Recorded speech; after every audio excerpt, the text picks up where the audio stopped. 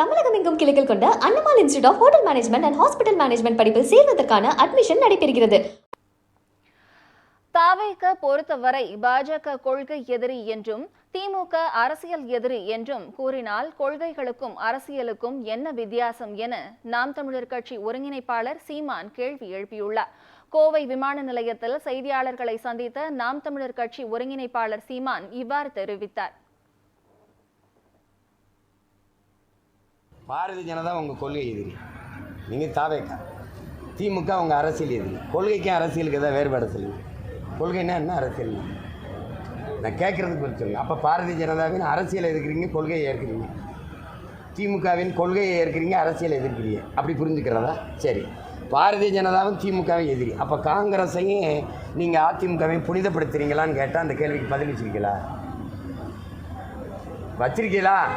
கச்சத்தீவை திருப்பி எடுத்து விட்டுருங்கிறீங்க. மோடிக்கிட்ட பேசுகிறீங்க, ஃபோனில் தான் பேசுகிறீங்க. மோடிஜி அது கச்சத்தீவை எடுத்து விட்ருங்க. என்ன நான் சொல்லுவேன், டேய் போகிற வழியில் பெரியப்பாட்ட கட்சியில் ஒரு 1000 ரூபா கொடுத்துட்டு போடாங்கிற மாதிரி என்ன பண்ணுறீங்க, எடுத்து விட்டுருங்கீங்க. கச்சத்தீவை கொடுத்தவன் யார்?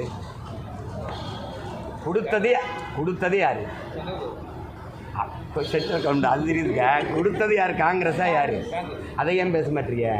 நீங்கள் நீட்டுங்கிறீங்கல்ல, நீட்டை எடுத்து விட்ருங்க, அதை எடுத்து விட்ருங்கிறீங்க மோடிக்கிட்ட. உங்கள் கிளாஸ்மேட்டிகிட்ட சொல்கிறீங்க. அப்போ நீங்கள் அவர் அந்த நீட்டை கொண்டு வந்தது யார்? காங்கிரஸ். சரி, இங்கே இந்திய திணிச்சது, காவிரி நதிநீர் உரிமையை பறித்தது, கச்சத்தீவை கொடுத்தது, அணு உலையை திணிச்சது, ஸ்டெர்லைட்டை நட்டது, நல்லா கவனிச்சிங்க. மீத்தேன் கையெழுத்து போட்டது, எல்லாத்துக்கும் கல்வி மாநில உரிமையிலிருந்து, மாநில பட்டியலிருந்து மத்திய பட்டியலுக்கு பொதுப்பட்டியலுக்கு கொண்டு போனது, மருத்துவ உரிமையை பறித்தது, மின் உற்பத்தி விநியோகத்தை எடுத்துகிட்டு போனது, எல்லாத்தையும் செஞ்சால் ஆலியார் காங்கிரஸ்.